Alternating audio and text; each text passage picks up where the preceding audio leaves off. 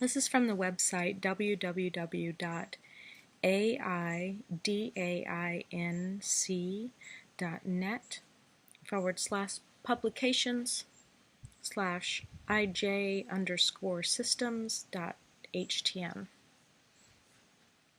I find this article to have some very valuable information, so I wanted to share it. Indigenous justice systems and tribal society. Indigenous justice systems are based on a holistic philosophy. Law is a way of life, and justice is a part of the life process. By Ada Pecos Melton. In many contemporary tribal communities, dual justice systems exist.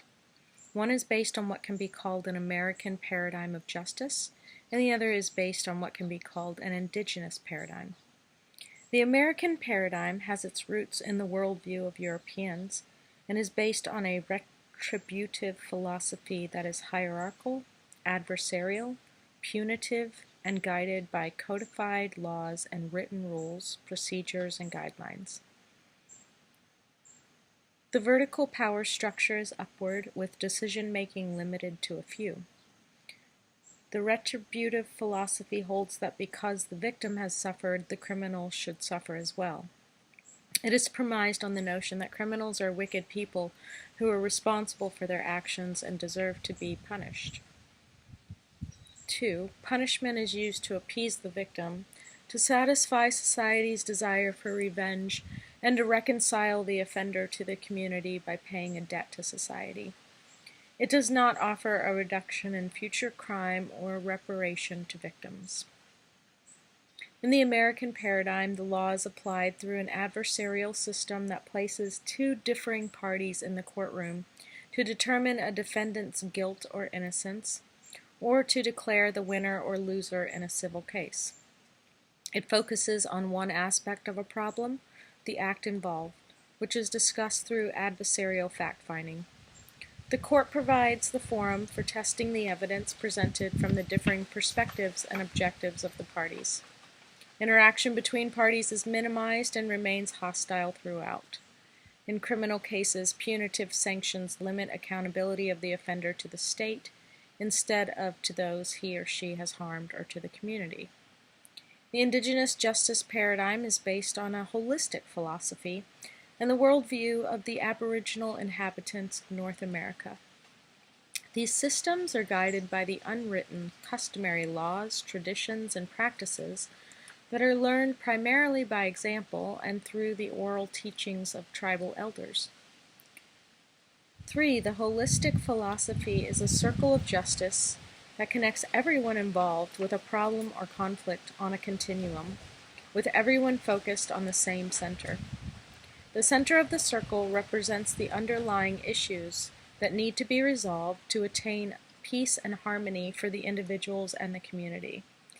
The continuum represents the entire process, from disclosure of problems to discussion and resolution, to making amends and restoring relationships.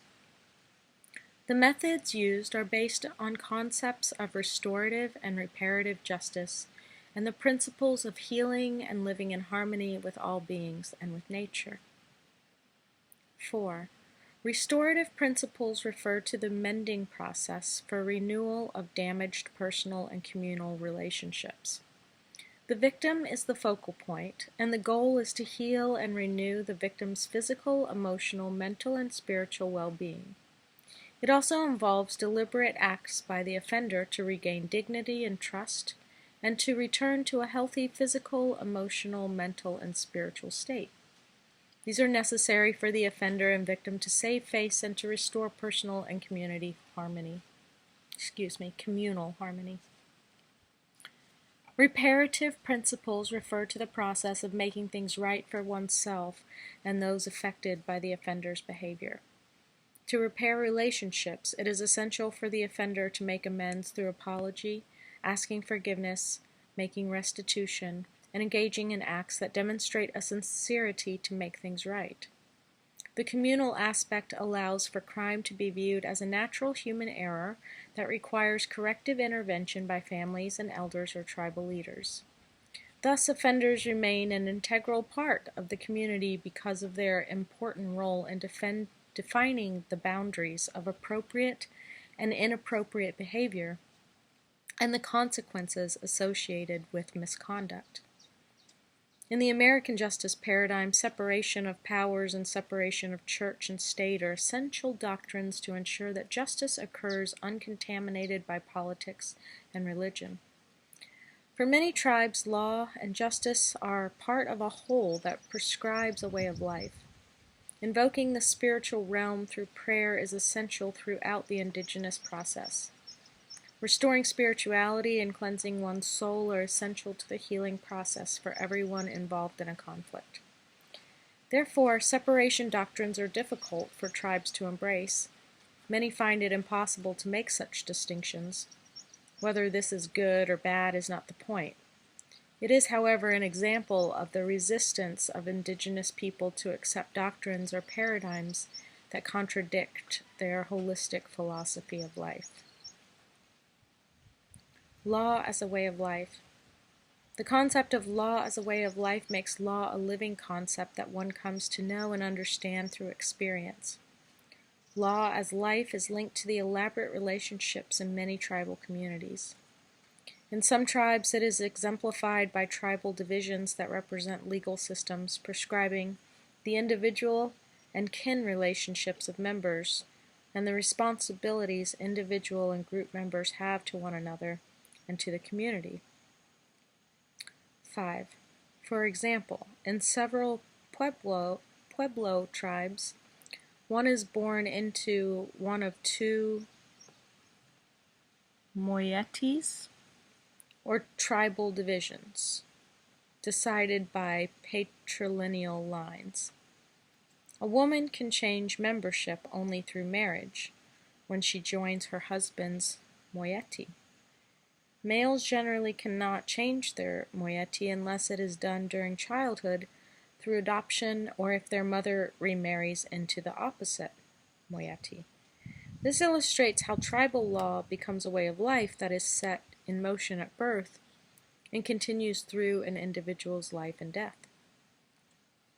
The indigenous approach requires problems to be handled in their entirety. Conflicts are not fragmented, nor is the process compartmentalized into pre-adjudication, pre-trial, adjudication, and sentencing stages. These hinder the resolution process for victims and offenders and delay the restoration of relationships and communal harmony. All contributing factors are examined to address the underlying issues that precipitated the problem, and everyone affected by a problem participates in the process. This distributive aspect generalizes individual misconduct or criminal behavior to the offender's wider kin group. Hence, there is a wider sharing of blame and guilt. The offender, along with his or her kinsmen, are held accountable and responsible for correcting behavior and repairing relationships. And there's a wonderful chart of differences in justice paradigms. And I guess I'll go through and read this. There's the American justice system and the Indigenous justice system. American is vertical, Indigenous is holistic. The American system, communication is rehearsed. Indigenous system, communication is fluid. American, English language is used. Indigenous, native language is used. American, written statutory law derived from rules and procedures. Written record.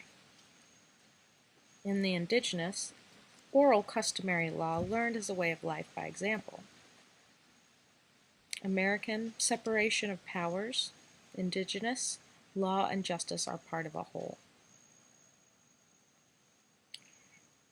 That's a lot to read back and forth, so I think I'm going to stop here. I encourage you to check out this article. It's quite a bit longer, and I might